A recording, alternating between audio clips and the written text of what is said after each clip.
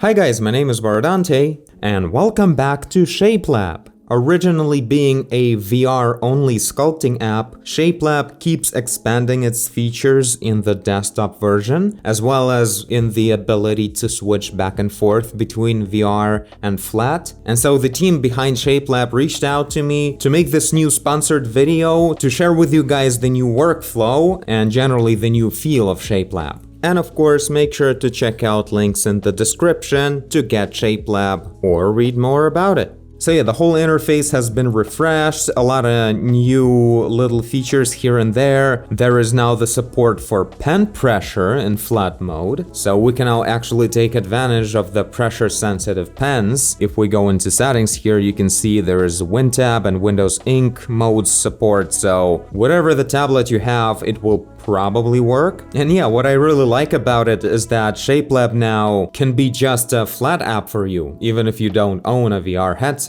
We can start and finish right here, but I of course do want to take advantage of the VR portion of Shapelab, which is the best way to do at the beginning of the sculpt. So I'll switch to my Quest 3 that is ready to go right here on my table. Today we're gonna sculpt, I was going with a creepy jellyfish, but let's call it possessed jellyfish. So it will be a jellyfish with a crazy design, a lot of complex shapes and weird topology, and with some kind of horrific twist to it. So let's play around with that idea. This time I want to take full advantage of the PBR painting in Shapelab, since we can not just sculpt the shape and paint color, but we can also paint roughness, metalness, and emission. Now, I will probably not be using the metalness for the jellyfish, but here, right here with the sky environment, you guys can see we're painting around some roughness right here. And of course, our jellyfish will have some emissive elements as kind of a deep sea creature. So our jellyfish will be glowing in the dark with features like this. We'll see how it goes. Now, while there's been a countless amount of improvements to all kinds of tools and modes and brushes, the most exciting one is the ability to just put on the headset and switch to a VR mode just on the go, which is really cool. So here I am already connected to my laptop. So even though I never had my headset connected to the computer at all when I started the session, I could just click one button, initialize the headset, and it immediately recognized it. So that's awesome. And yeah, originally it works in this automatic mode actually, which would just switch to VR the moment I would put on the headset. But it's cool that there's a way to switch modes manually, so I can just click the desktop and I switch to desktop even though I'm still wearing the headset and I'm looking at the big VR versions of my monitors here. And I can actually keep sculpting in the flat mode while wearing the headset. So that's pretty awesome. But yeah, let's go back to the VR mode and actually start our jellyfish. So this is the up vector. The sphere is supposed to be positioned like this way up. I shouldn't lose that. Thanks to the symmetry axes here, I could actually see that. But yeah, Shapelab supports 3-axis symmetries. No radial symmetry for now, but I think we can definitely work with just 4 copies kind of thing. I mean, to begin with. Afterwards, we just switch to add more features manually, so we don't have to stick to just 4-leaf kind of symmetry.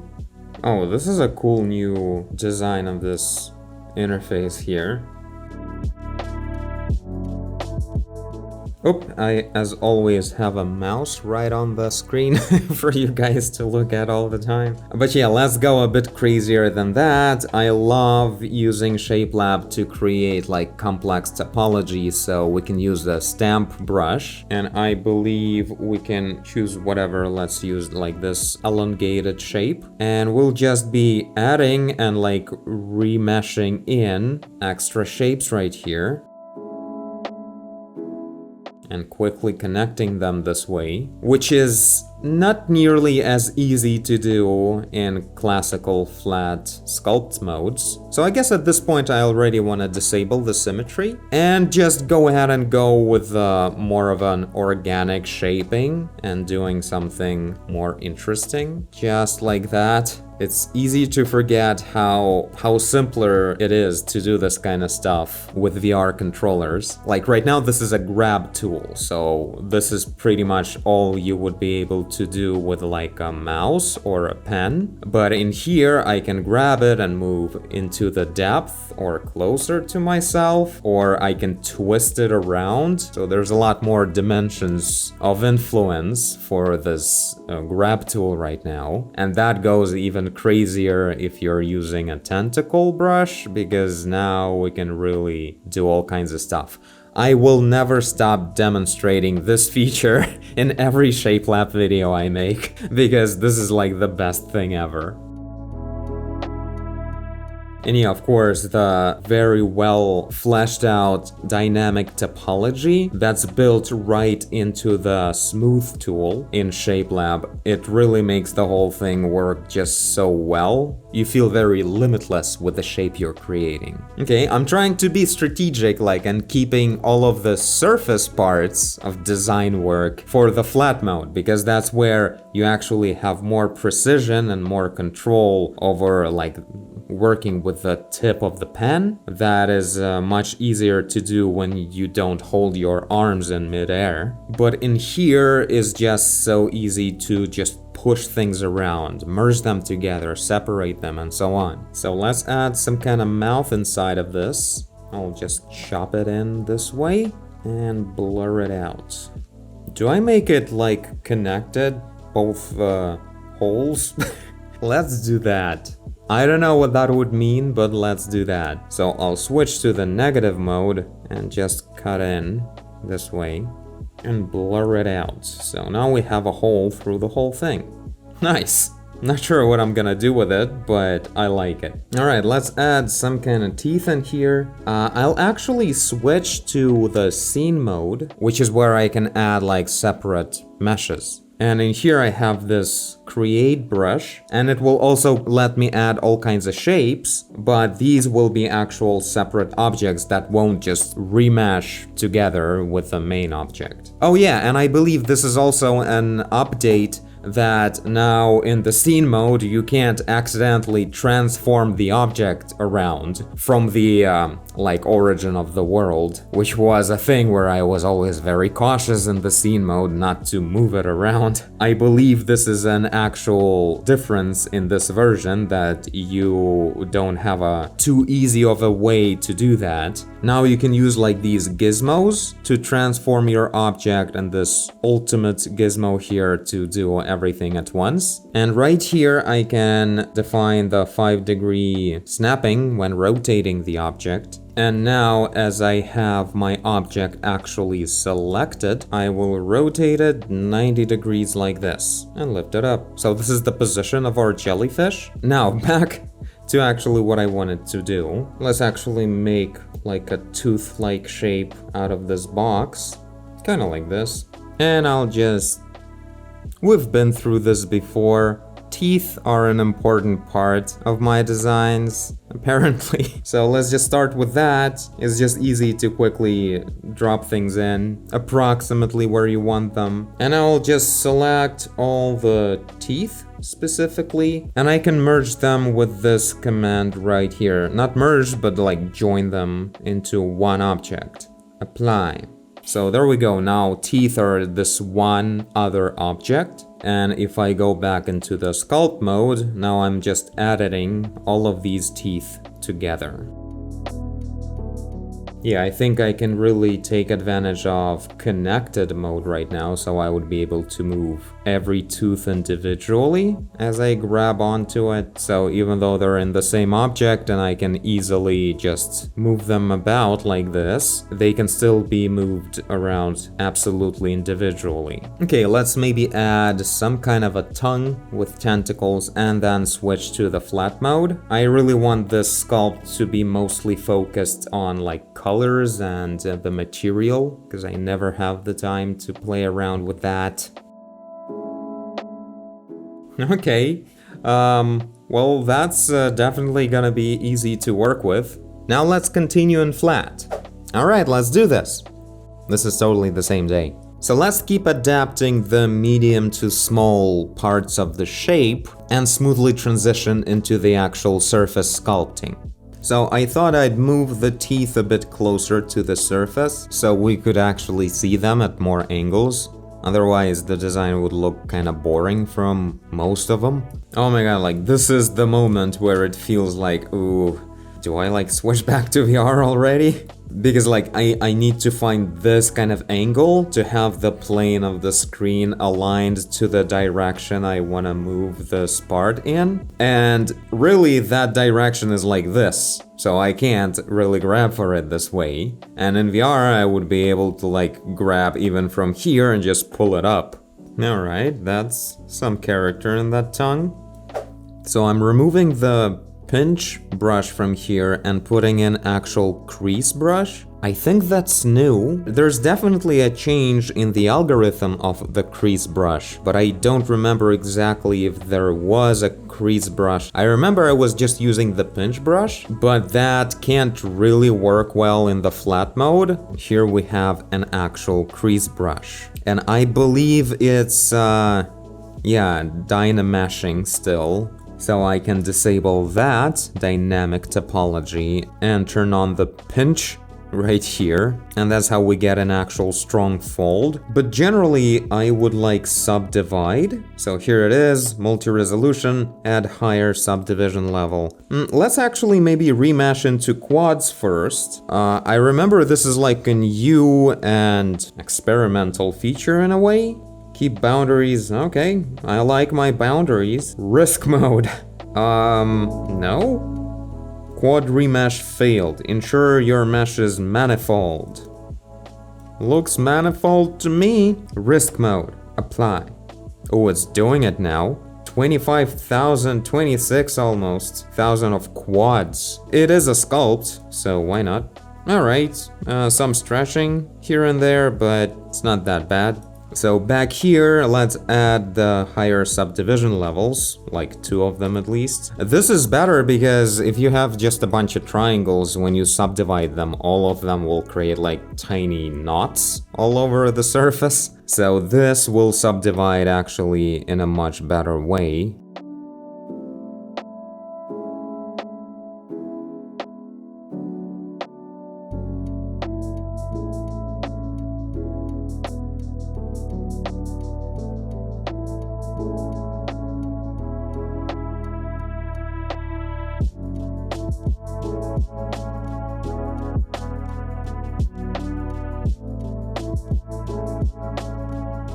Well, this is quite consuming, so I guess it requires some music.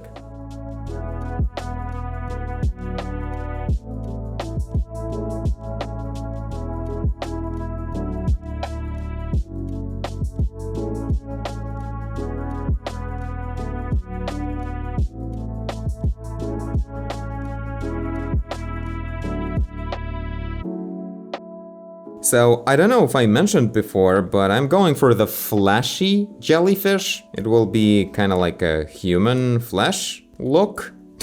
And yeah, I'm using a lot of this crease brush right now to define the features. I really like designing the shape with a crease brush when it comes down to the surface modeling, which is what it is right now. You can just define so many things with this. I even do a lot of hard surface details with the crease brush because with organic stuff, it's easy to do it when you use it in the negative way, in its default way when you just remove the volume. But if you flip it upside down, you can create like a sharp detail of sorts, so it can become like a hard surface thing. It's all about the scale of it and how exactly you blur it out to make things work together properly.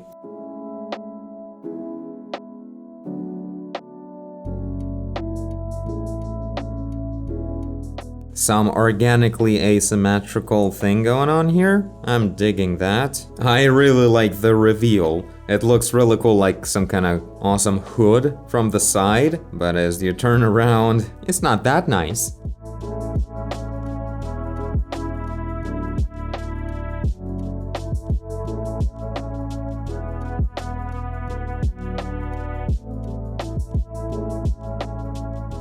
Now let's add some kind of thing where like this seems to be a kind of a harder shell area in here, and it will have like a nice little something in here where it sort of ends, and the tentacles at the bottom are of a different material. So I'll just mark it in.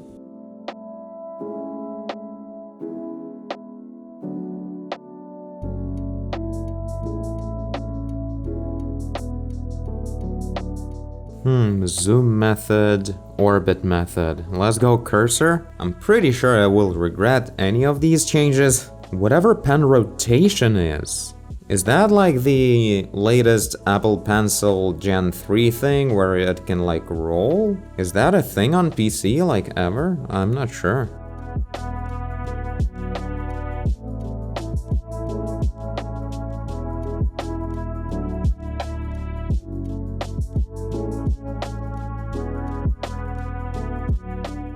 Oh my god, my neck is dying right now. How do you guys draw on these drawing displays? I'm so switching to the screenless tablet mode next time, so I'll be looking forward at the main monitor while drawing on the tablet at the bottom. Like, for a little bit it's fun, but when you're really getting into it, it's like, why am I sitting like this, like looking very downwards for hours? That's not okay. Anyway, this is working out pretty awesomely. I don't know how much time I have to actually finish the thing, so let's actually switch to some material work, because I want to have it with a certain look, at least at a certain distance, you know? So let's fill the thing up with a certain color. Let's first switch to the PBR material. That's where we can actually see all the features of the roughness and so on. Okay, that's very matte. Yeah, let's probably use some kind of environment, only this one, in flat mode. That would actually let us see some reflections, if there will be any. Oh, that's a good color. Okay, so that's the basic roughness, maybe a little bit rougher, kinda like this. Now the insides of the mouth, something a bit more red, a bit less rough. And we actually draw that in without emission.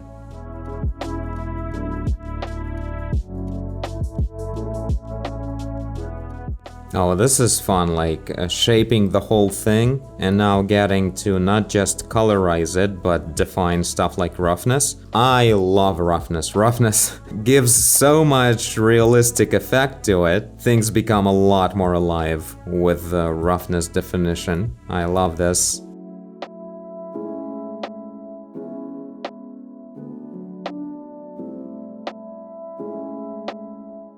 And yeah, let's actually make the tentacles a lot more rough. Just whatever, some kind of strange surface they have. Maybe they're like grippy as hell. I may add like extra details with some kind of spray brush that would introduce different roughness and color. Okay, so this is a nice color base. Let's introduce some extra details with like the spray brushes and such, with actual geometry. So I'm gonna use some kind of stamp here, probably one of these ones that I added before, and I'm gonna use the spray mode to have this kind of stuff going on, but better. Oh, there we go, that's what I'm looking for. So there's masking, right? Because I'm gonna need to separate the two zones a lot.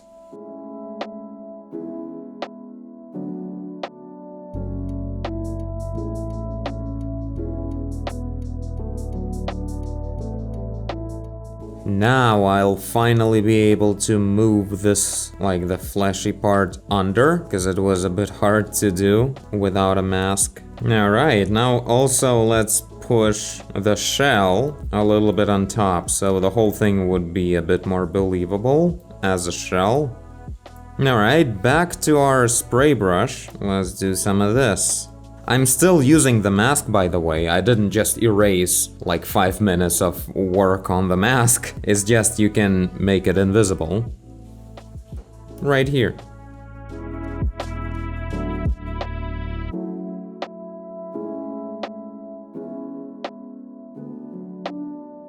Alright, some more gross colors in the mouth, because it was a bit too baby pink.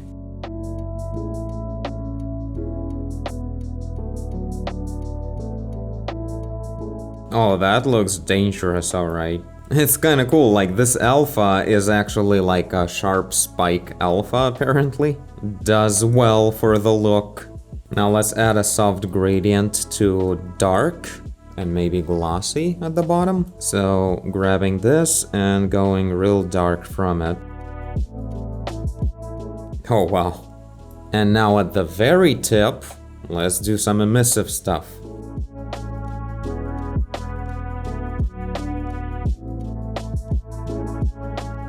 Okay, more red as well, maybe.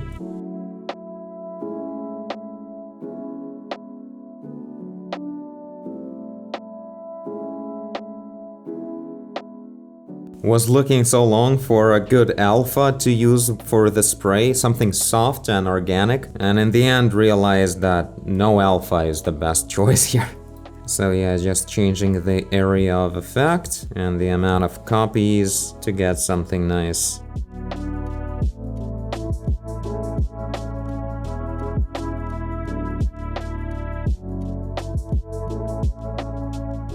Oh, this is a nice one. I was actually going to prepare a brush to make like wrinkles on the lips, but in a randomized way, this looks pretty cool here.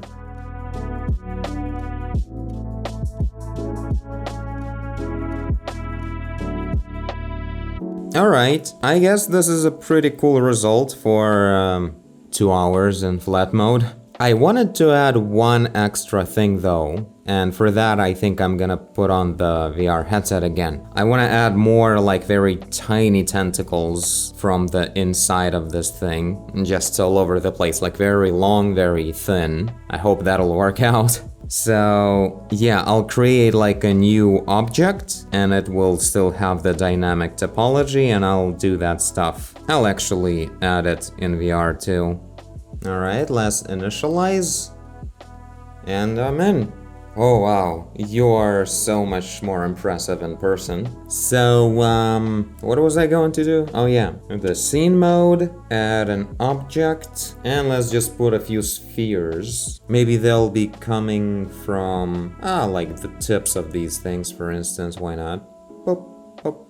Cool, now I'll select all and deselect the 2 main things. And now I'll join all of these guys. Alright. Now I'll grab the tentacle brush and let's see how it goes. Oh yeah, dynamic topology is still off. Now it should work. There you go. Now let's try and think about the composition at the same time. Probably like as high of a resolution as possible is a good idea in this case.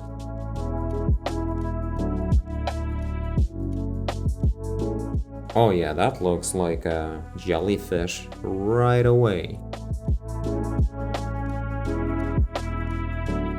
Alright, we'll take care of the, all of that later, but also I can add a steady stroke.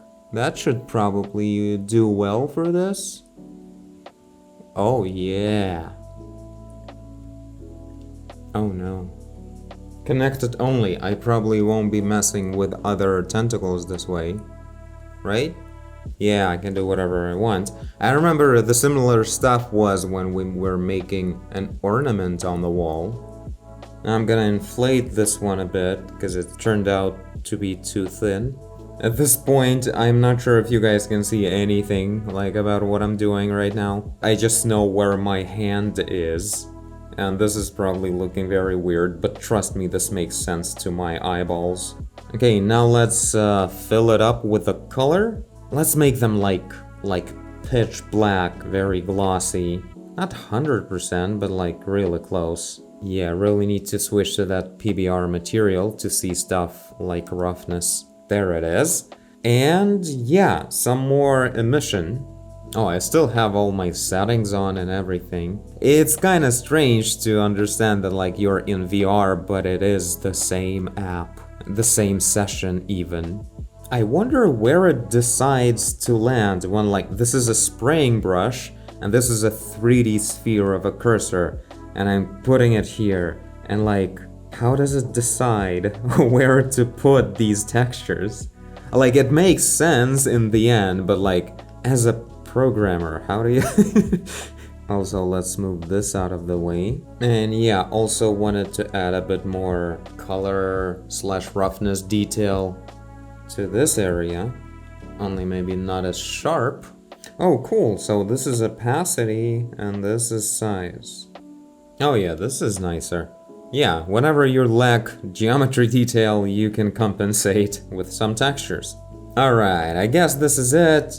So yeah, I'll make sure to export this to Blender and do some cool render for the thumbnail and such. But yeah, for now, this is our result. Definitely looks better in the deep sea environment kind of thing. But yeah, this will be probably glowing a lot more in the final render. And yeah, let me know what you guys think about the new version of Shapelab. As always, the link is in the video description, you can check it out. Shapelab is everywhere. And yeah, the new features really bring it so much closer to the fully featured, fully flashed out sculpting app. I had a little bit of an issues here and there with like in the flat mode. If VR mode is perfect to me at all, like it's working really well at this point. But in the flat mode, since it's new, it had certain issues where there was some kind of weird twitching of frames sometimes. So that's some kind of bug they need to work on, I guess. And yeah, I still have yet to figure out which mode I like the most in terms of the navigation. I think I should switch back to classic because that cursor one sometimes moves too quickly or too slowly. So little things like that. Overall, things work great. I did notice there was a bit of a messing up of the surface when you subdivide into the multi-resolution mesh. And as I said, like the remeshing and multi-resolution layers, all of this stuff is like very new and there's some stuff to iron out at this point. But yeah, aside from that, I got to get to this result, you know. The masking works great, you can easily work with that for a while. And most importantly, switching back and forth between VR and flat just works so naturally and nicely, which is like the best part of it. Really, it felt like a relief right now to switch to VR actually, because I wouldn't have to look down anymore. And these drawing displays are very nice, but I don't like drawing like this for a long time. But yeah, aside from that, this was quite fun. Of course, this is like a very quick design, so things look all kinds of ways. Maybe I'll play around with the colors of emission, because it looks a bit all over the place at the moment. And I also might like just push around the shape a little bit, kind of to see a bit of a better pose. But that's like jellyfish posing. Anyway, thank you all for watching, and I'll see you guys in the next video. Bye! I'm, of course, so putting this into my game. Like, this jellyfish doesn't have to be in the actual water at all, and I will also have a lake in there, so 100%.